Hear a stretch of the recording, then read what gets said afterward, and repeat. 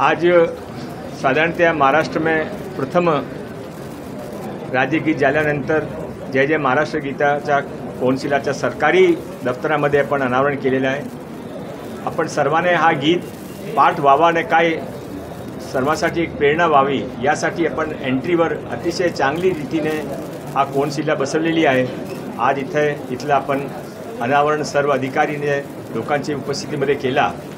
हळूहळू पूर्ण महाराष्ट्राचे प्रत्येक जिल्हा कार्यालयामध्ये तहसील कार्यालयामध्ये हा कौन्सिला बसवणे जातील आणि ते लोकांनी महाराष्ट्र गीताचे अजून त्यामध्ये लोक एकत्र होऊन पाठ करू शकता असा त्या मागेचा आमचा उद्देश आहे। सर, बदलापूरमध्ये काल जे काही घटना घडली तसे प्रतिसाद राज्यात बदलापूरमध्ये उमटलेले आपल्याला बघितलं। अनेक शाळेकडून नियमांचं उल्लंघन झाल्याचं देखील समोर आलं। तर त्या धर्तीवरती मुंबईतील शाळांमध्ये काही तपासणी असं काही केलं जाणार आहे का? हा अतिशय दुर्दैवी गोष्ट आहे। ज्याप्रमाणे घटना वाढलेली आहे। आज कलकत्तामध्ये काय झाला, नंतर 10 दिवसापूर्वी साकीनाकामध्ये असं एक 3 वर्षाची दलित मुलीवर अत्याचार झाला होता, परवा बदलापूर में झाला। हे वाढती घटना रोखण्यासाठी पालकांमध्ये फार चिंतेचे वातावरण आहे। म्हणून मी आज इथे कलेक्टर ऑफिसमध्ये यानंतर एक मीटिंग घेणार आहे। मी एक माझा जे काही सुझाव आहे, निर्देश आहे ते देणार आहे। त्यामध्ये एक प्रत्येक स्कूल कॉलेजमध्ये जे महिला शौचालय आहे तिथे महिला स्टाफची नियुक्ती कंपल्सरी होईल। त्याशिवाय जे काही इतर तिथे कार्यरत लोक आहे, चाहे ते कॅन्टीनचे आहे किंवा सिक्युरिटीचे आहे किंवा बसाचे आहे, त्यांना पोलीस व्हेरिफिकेशन कंपल्सरी होईल। त्याशिवाय ते प्रत्येक स्कूल कॉलेजमध्ये जे मुलीचे पेरेंट्स आहे त्यांचे एक विशेष दल गठीत करून कमिटी गठीत करून ते सालाची किंवा कॉलेजची काय महिला अध्यापिकाने त्यांच्या प्रत्येक महिना मीटिंग घ्यावी, त्यांच्या जे काही म्हणणं ते ऐकून घ्यावा आणि प्रत्येक सालामध्ये आणि महाविद्यालयामध्ये आधी मी आदेश दिला आहे। मी सकाळी एक महाविद्यालयाचे 100पेक्षा जास्त महाविद्यालयाचे प्रिन्सिपलचे कार्यक्रमामध्ये होतो। प्रत्येक महाविद्यालय आणि स्कूलमध्ये आता स्वसंरक्षणचे प्रशिक्षण अनिवार्य होईल।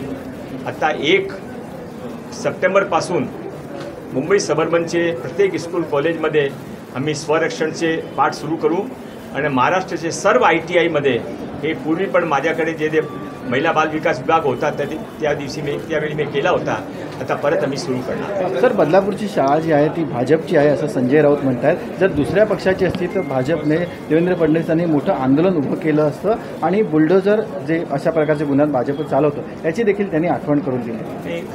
असं आहे की राऊत साहेब जे काही म्हणतात त्यावर मला काही भाष्य करायचं नाही। हा भाजपा किंवा शिवसेनेचा विषय नाही, हा दलित किंवा इतर समाजाचा विषय नाही, हा एक मुलीचा विषय आहे, हा महिलाच्या सुरक्षाचा विषय आहे। तर त्यामध्ये असा या स्तरावरची राजनीती सोडली पाहिजे आणि सर्वांनी मिळून महाराष्ट्राची आपण कसा मुलीने सुरक्षित करू शकता त्यासाठी प्रयत्न केला। जो घटना घटी है स्टेप्स ले रही है, आपने भी बताया किस तरीके की गंभीरता है और क्या बैठक लेके क्या निर्णय लिए जाएंगे, मुंबई के स्कूल्स हो या महाराष्ट्र के स्कूल्स? मैंने आज ही सुबह मुंबई के 100 से ज़्यादा कॉलेज के प्राचार्य थे, वाइस चांसलर थे, उनके सामने ये निर्देश दिया है कि प्रत्येक कॉलेज और स्कूल में 4 बातें करने का निर्देश मैंने दिया है। एक, जो शौचालय महिला शौचालय व महिला स्टाफ की नियुक्ति की जाए। 2, जो कि कैंटीन के इतर स्टाफ है या बस के हैं या सिक्योरिटी वाले हैं उनका पुलिस वेरिफिकेशन कंपलसरी किया जाए। 3, महिला पेरेंट्स की एक छोटी कमेटी बनी जाए जिसकी हर महीने मीटिंग होगी और कोई महिला अध्यापिका या मैनेजमेंट में से कोई उनकी बैठक लेकर उनके जो विषय वो समझेगा। और चौथा अंतिम विषय कि प्रत्येक स्कूल कॉलेज में सेल्फ प्रोटेक्शन की क्लासेस तुरंत शुरू की जाए।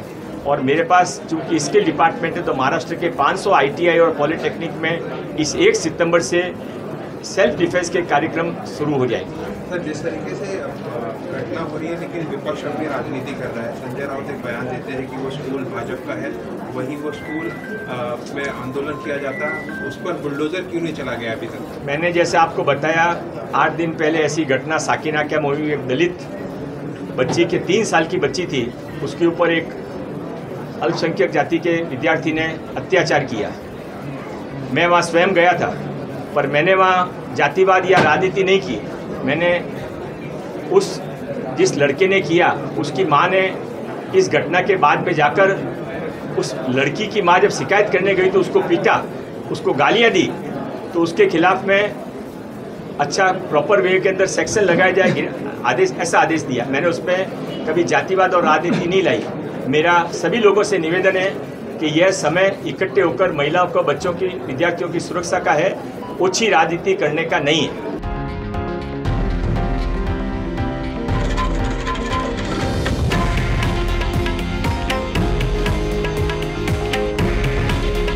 हे आहे देशातील नंबर 1 न्यूज नेटवर्क आणि आपण पाहत आहात TV9 मराठी।